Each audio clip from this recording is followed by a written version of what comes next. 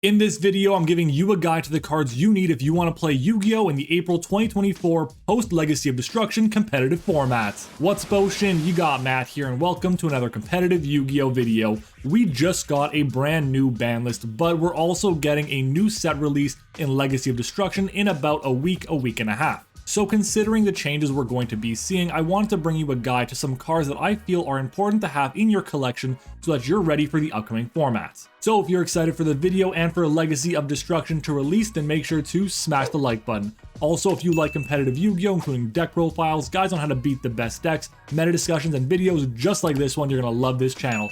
So make sure to subscribe. But with that being said, here are the best cards that you need if you want to play Yu-Gi-Oh! In the post-Legacy of Destruction competitive format. Let's jump into it. So Yu-Gi-Oh! Can definitely be a pretty expensive game, and knowing where to put your resources when you're deciding whether or not you want to play is very important. Now I know everyone has a different budget when it comes to being able to invest in different cards they might want to try out, so for that reason I wanted to bring you a video where I gave you a bunch of cards that you'd have to buy just one time and could last you years if you wanted to play this game. Having said that, I'll talk about the cards that are going to be good generic options for years to come, but I'm also going to give you a lot more specific options for decks that are really good in the format today. The main decks you're going to hear me talking about in this video are going to be Fire King Snake Eye, Voiceless Voice, Branded, and the new Tenpai Dragon archetype coming out in a few weeks. Now there are plenty of other decks that are going to be good post Legacy of Destruction, but I wanted to focus on these four because they're expected to be the best. It's also going to be impossible for me to list every single potential option in this video.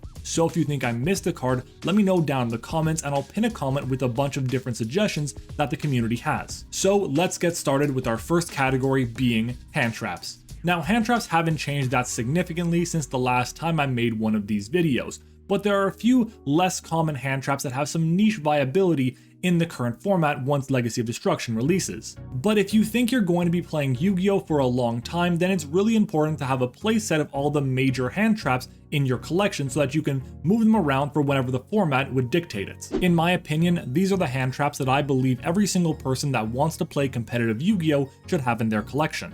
Ash Blossom and Joyous Spring, Infinite Impermanence, Effect Veiler, Nibiru the Primal Being, Ghost Bell and Haunted Mansion, Droll and Lockbird, and DD Crow. Having these 7 hand traps in your collection will give you the most amount of flexibility and should help you counter any strategy in the game. Ash, Imperm, Veiler, Nibiru, and Bell were all recently reprinted in the 25th anniversary rarity collection, and if you want to pick up a playset of each of them, it's going to cost you about $30 for those 15 cards. On the other hand, Droll and DD Crow will be reprinted in the upcoming rarity collection volume 2. And while they are less expensive than other hand traps, they will be more accessible than ever in about 4 or 5 weeks. Other hand traps I'd recommend picking up for the upcoming format include the Bestials, Magnamut, and Druisworm, both of which are great at countering light and dark monsters in the graveyard. Almost every deck has at least one of those that's vital for their game plan. Voiceless Voice has Low and Saphira, fire strategies like Snake Eye or Fire King have IP Masquerena, and Branded's entire deck is light and dark, and there's so much more. I also recommend picking up Dimension Shifter. Some decks really want to use Dimension Shifter to help them win games against graveyard-reliant decks. Not every deck can play Shifter, but the ones that can, love it. Fantastical Dragon Phantasme is also getting a reprint in the new Rarity collection, and while it's a very format-dependent card, it does come up against link-based decks, of which there are many. There's also Battle Fader, and no, I'm not kidding about that. One of the best upcoming decks is Tenpai Dragon, and they need to attack to start their combo. If you can force them to attack directly before they get their level 10 on the field, Battle Fader will end their combo, the battle phase, and give you a body on the field for link plays. But there are other options for that deck, and Ghost Sister and Spooky Dogwood is another option. It's not a very strong card, but it does see play every little while as a way to give the player a life point advantage, which comes up in competitive Yu-Gi-Oh! There are so many amazing hand traps, but these are just a few of the best ones. Moving on to our next category, we have Board Breakers. Now, going second cards in general are in a really interesting position for Yu-Gi-Oh! For the time being, considering that Baron de Fleur and Borreload Savage Dragon both got recently banned,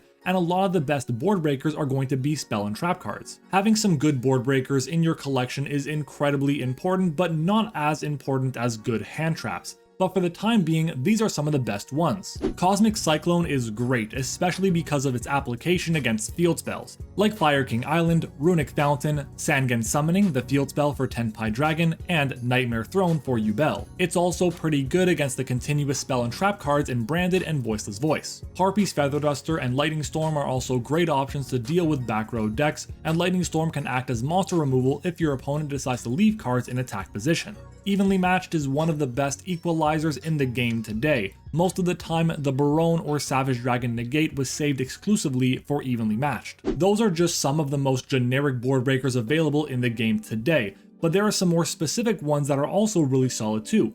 Starting off with Super Polymerization, which is really good if you have this space for the targets in your extra deck. The card is really good against Tenpai Dragon and Branded, but it also has a lot of utility against Fire King and Voiceless Voice as a way to force out their effects earlier than they would want to have them done. Forbidden Droplet is also looking pretty good in this format, but to make the most out of it, you have to be playing a deck that doesn't mind paying the steep cost of sending cards to the graveyard in your strategy. And one of the more niche options is going to be Unending Nightmare, a continuous trap card that allows you to pay 1,000 life points and destroy face-up spell or trap cards on the field. In the OCG, this is seeing quite a bit of play because pretty much every top deck, Fire King, Branded, Voiceless Voice, even Tenpai Dragon, all rely on either continuous or field spell cards, which means if you can destroy them, it can end their turn pretty quickly. The card won't always be good and it will usually be better off in side decks, but a playset will only cost you about 50 cents. Moving on to the extra deck, there are so many amazing cards that are generic and easily accessible for so many different decks.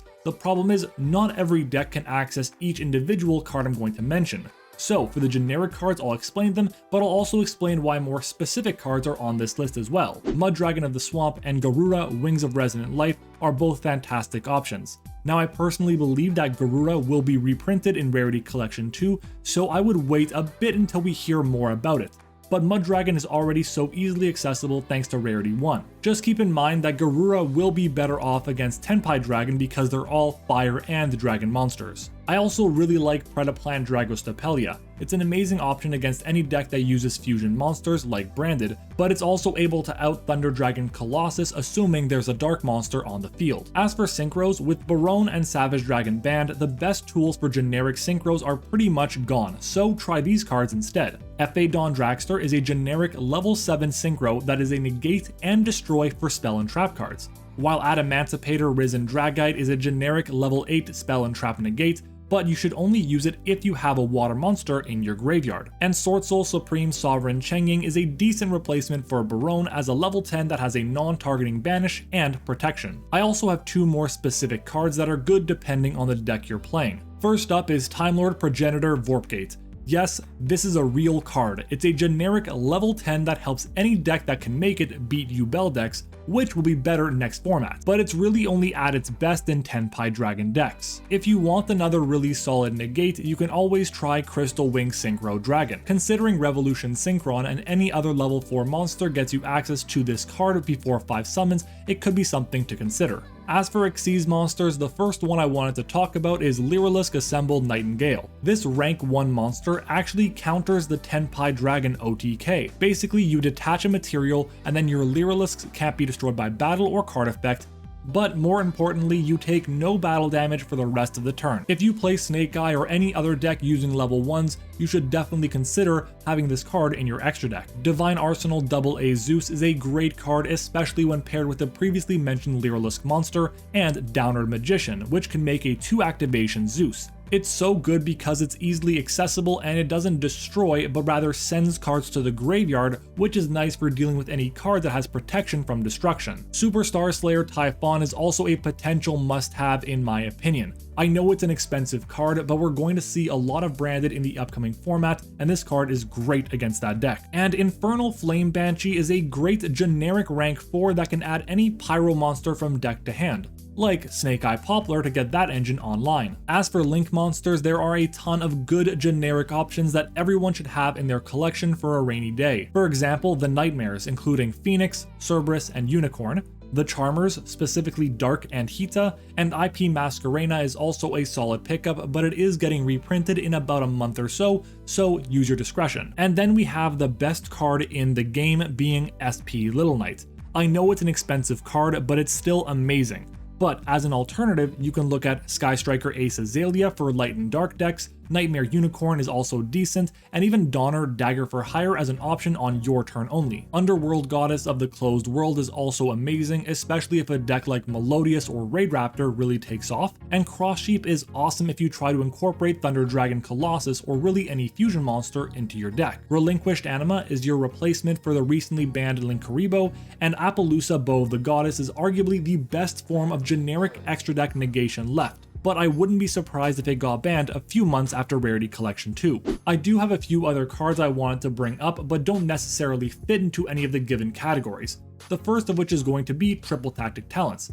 This is such a good generic card in the format today because using monster effects on your opponent's turn has become commonplace in Yu-Gi-Oh!, and Triple Tactic Talents can help counter that. Dimensional Barrier is also fantastic. Just think about the 4 decks I mentioned earlier: Fire King Snake Eye, Voiceless Voice, Branded, and Tenpai Dragon. 3 of those strategies, all of them but Fire King Snake Eye, really hate dealing with Dimensional Barrier, so having this card as a side deck card for this upcoming format is going to be very valuable. Destructive Daruma Karma Cannon is also a great option, but more niche than the other cards I've mentioned so far. Basically, it affects the player and not the actual cards themselves, so it can help get rid of some really problematic towers type of monsters. Soul Release is technically a board breaker, but it's really only good against one deck, and that's going to be Snake Eye Fire King. And improving your consistency is also incredibly important when it comes to playing Yu-Gi-Oh! So cards like Pot of Extravagance, Pot of Desires, and Pot of Prosperity are very important. And the last card I wanted to talk about is going to be Kashtira Fenrir. Now, Fenrir has dodged the ban list once again. It's still at 3 copies, it's still a fantastic card, and it's a card that's going to be pretty expensive right now at around $20 a copy. Just keep in mind that the card itself, I'm expecting personally that it'll be reprinted in Rarity Collection 2, but that is not confirmed. But let me know what you think down in the comments. Are there any other cards that I might have missed talking about in this video? And while you're down there, make sure to leave a like on the video if you enjoyed it, and of course subscribe to the channel as well for more amazing competitive Yu-Gi-Oh videos. And don't forget to follow me on Twitter and join the Discord server, both of which are linked in the description. And of course, if you're planning on buying any of these cards, use my TCG Player affiliate link whenever you make your purchase. It doesn't cost you anything extra, and it goes directly to support the channel. Thanks for watching, I hope you enjoyed it, and I'll see you all next time.